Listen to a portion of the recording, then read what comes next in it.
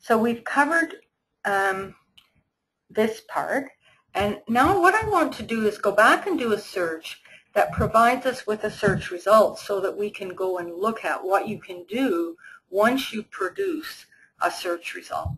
So I'm going to pick one of the quick lists just because it's easy to do that. And I'm going to do a search for food.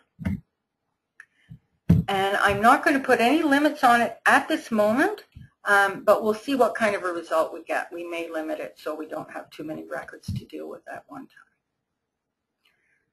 So what I'm seeing is 37 records. That's a fair number. Let's cut it back a little bit and say that we want everything in the quick list for food. Let's just pick North Central and do another search. So we've got 15 records. That's actually quite a nice set of records to work with for the things that I would like to show you. These records are listed in alphabetical order by their organization name. The display that you see in front of you provides some very basic information. Where it's located in a general statement, their office phone. If they have a toll-free phone, it would be displayed. If they have a crisis phone, it would be displayed. What areas they serve, what their actual physical address is, and this little link called Add Record, which I'm going to show you shortly. You can actually go to Google Maps and see this address by clicking on that link. Alternately, you can go into the record itself. And this is what a record looks like, and it has a little map in it as well that shows the location of this record. I'm going to actually back up. I will be going into what a record has in it a little bit later on. But one of the other things that you can do with a list like this is you can print it. So it will produce, and you can put a title if you wish. And this is a printer-friendly list. Now, you don't have a lot of option if there's blank in these two fields, and I'm suspecting that I may have a chat with Angie about these fields just because it looks like there's not a lot of data in them, and it takes up real estate in your report if there's no data. But this is a printer-friendly report, and you could just print it. You could print it in a PDF file and email it to somebody if you needed to give it to them. Print report always opens up in a new window. You could also, if you got these 15 records, but you actually didn't want all of them, you can actually create your own list. And you might say to yourself, well, I want this one, and I want that one. I want this one, and I want that one. So what you've effectively done now is created up here a little custom list of your own. And when you click on that, it's just got the 4 that you've put into your little list. You could just print those by themselves. I'm going to go back to my search results. I'm going to leave that list as it is. The little special list that we've created. I'm also going to refresh this.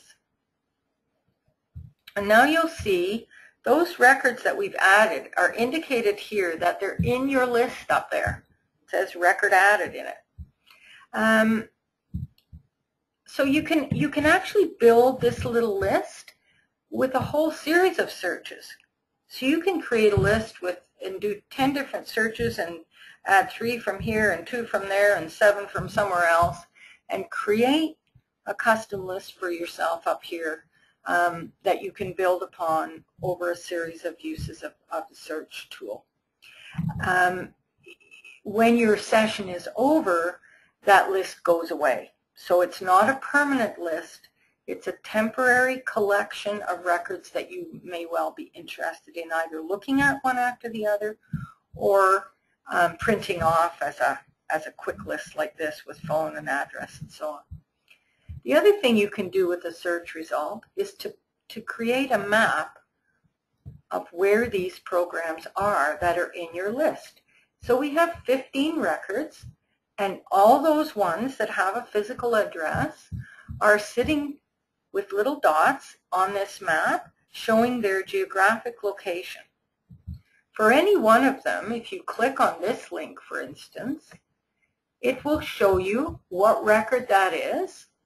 And if you actually want to see that record, you can click on more information and it actually will show you the details about that particular record. You can go back to your whole list. You can actually do a next and previous, first and last kind of navigation of that list of 15. You can go back to here and you can look at this one instead and read down about what they do, where they're located, and what their services are. If you click on one of these, what you will see is this is indicating that there are 2 services located in this little geographic area, and over here that there are 5 services located in this little geographic area. So if I click on the 5, it's telling us what those 5 services are, and for any one of them, I can look at the details. I can also zoom in a little bit on the map. And when I do that, I'm likely to end up, in this case, for example, quite zoomed in. And now I'm only showing 4 things in my map. And if I go to my total list, which as you recall was 15 things, and I look down that list, what it does is it identifies for me which those 4 are. This one, this one, this one are red. This one is no longer showing in the map, and therefore its link has turned to white. The other thing that clicking on this link will do when it's still showing in the map is that it will actually open up the capacity to show just that record, and then to click on more info. Any questions about the map at all? I'm going to close this off, go back to my list. I'm looking to see whether or not anybody's got any questions. I'm not seeing any questions, so I'm going to go on. So print version from a search result, map results from a search result, and another thing you can do from search results is look at it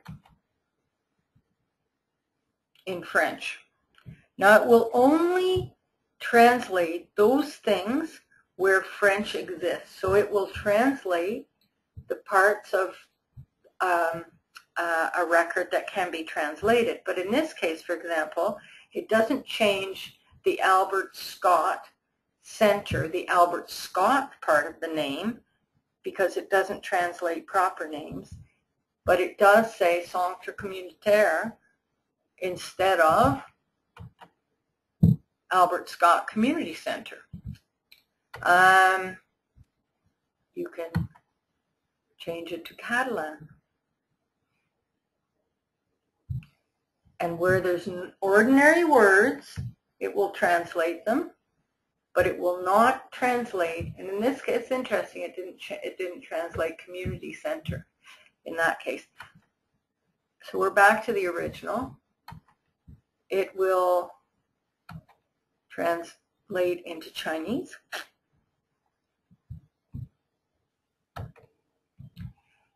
A word of caution. This uses Google Translate. You can see that it identifies that it's using Google Translate.